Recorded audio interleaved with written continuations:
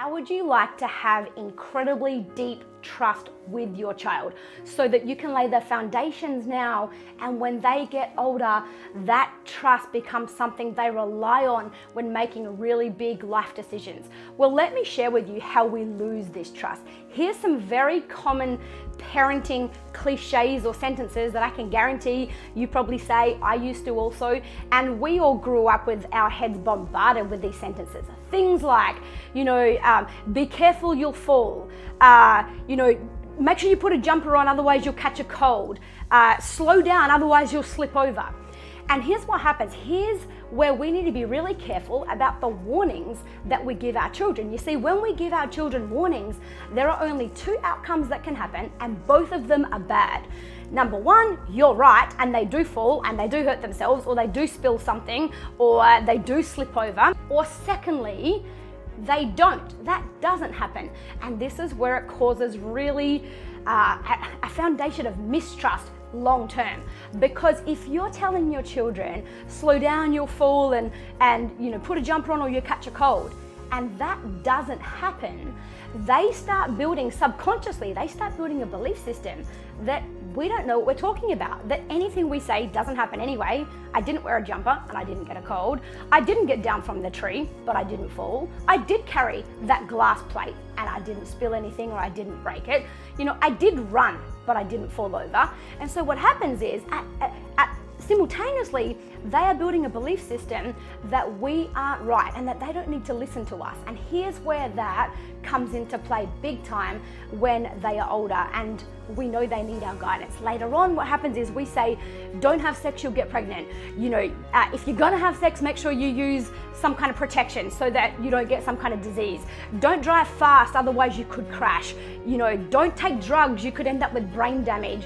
Don't drink alcohol, you could end up in liver failure. All these things. But what happens is, by then, they've already got a belief system that says, oh, everything else you said to me throughout my life didn't happen, so why would this?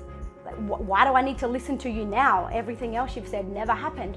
And so they've already got a belief system. We've lost our credibility with them. They've already got a belief system that they don't need to trust us because anything we say doesn't happen anyway.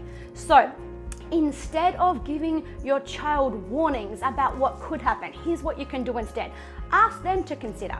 Have you considered where you're going to put your foot before you grab the next branch? Have you thought about things that could take place if you're not taking care? Have you considered slowing down just to eliminate some of the risks? Or sit there as a parent, don't say anything at all, and yes, that can be uncomfortable, and that's where we as parents need to grow in ourselves and not place our limiting beliefs that come from our life experiences on the child, who in this moment, they've got full belief in themselves to climb the tree or to carry the glass bowl. They took it because they believed they could, and we come in with our limits and we crush them. And what happens is, over time, our words of doubt become their inner voice. They start doubting their own abilities because the only thing they've heard from us is that they can't do something, or they need to be careful when they do something, which is the same thing. It's a suggestion that you probably won't be able to do it, so you need to be a whole lot more careful. Again, all of these things break down the trust that we have with our children. So I'm going to encourage you just to ask questions instead. Have you considered? Or you say to your child, let's say they're carrying something that is that could break. You say, I love how you're carrying that so carefully. I can see you're being very careful with that. So we tell them that they are already doing what we want them to do. I can see you're really being careful about what branch you're grabbing onto before you take your next step.